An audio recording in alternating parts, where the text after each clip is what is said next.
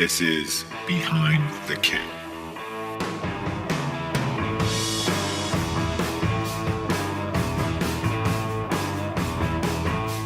All right, you're listening to Behind the Kit.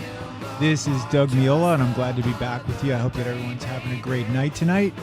I'm really looking forward to tonight's show. We have a great show lined up for you. Joe's got some guests on deck, including the great Lenny White, Dylan Elise, Jimmy Keegan, and Louis Palmer, talking about all things drums and drumming, my favorite thing to talk about.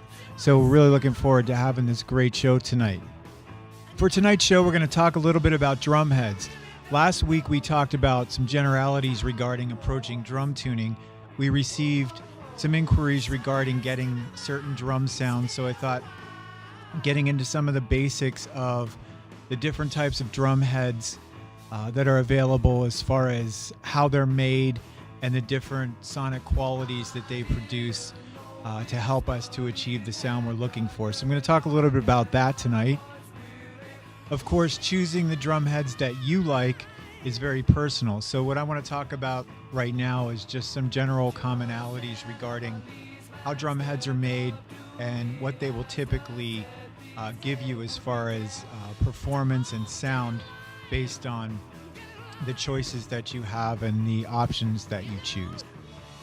Generally, drum heads are made out of a Mylar plastic type film, and that Mylar comes in different thicknesses. So depending on if you're dealing with single ply heads or double ply heads, you're going to be dealing with how thick each ply is and in what combination in terms of double ply you're using. So typically for single ply drum heads, you're going to be looking at thicknesses between 7 and usually up to 12 mil or 14 mil thicknesses. And the single ply heads are generally going to be more lively. You're going to get a little bit more of a brighter sound with more overtones, and you'll hear more of the high-end resonance of your shells. Of course, single ply heads are going to be much more sensitive to play on. So again, it's choosing the right head for the job, not necessarily because it's thicker or thinner. You want the sound that you're looking for, and of course, single ply drum heads are going to have a very specific, particular sound.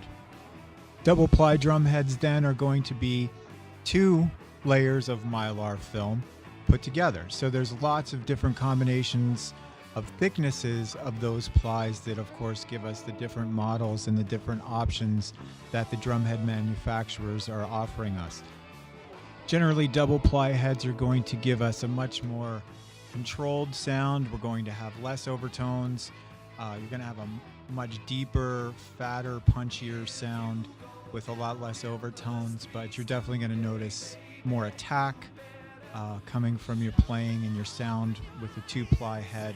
Of course, 2-ply heads are also more durable because they're 2-ply. So a lot of heavier drummers and more aggressive players like the durability of 2-ply heads. So hopefully this gives you a little bit more insight into the basics of considering what's happening with drum heads when we talk about single ply versus double ply. And we'll definitely be getting into more details of drumhead characteristics in future episodes. Once again, I'm Doug Meola. I want to thank you so much for letting me be a part of the show. I'm really excited to be on with Joe on Around the Kit.